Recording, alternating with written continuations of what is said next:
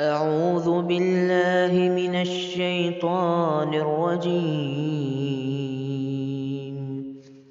بسم الله الرحمن الرحيم.